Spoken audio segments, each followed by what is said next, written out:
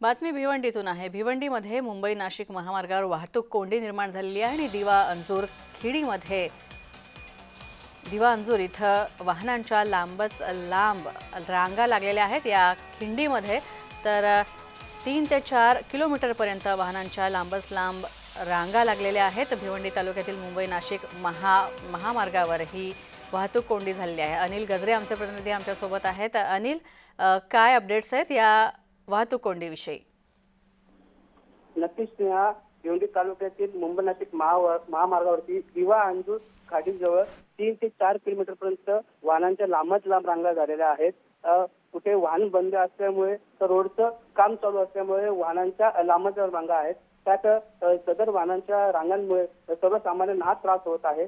वाहतूक कोंडण्याची वारंवार समस्या निर्माण या ठिकाणी होत आहे। धन्यवाद अनिल या सगळ्या अपडेट्स बद्दल।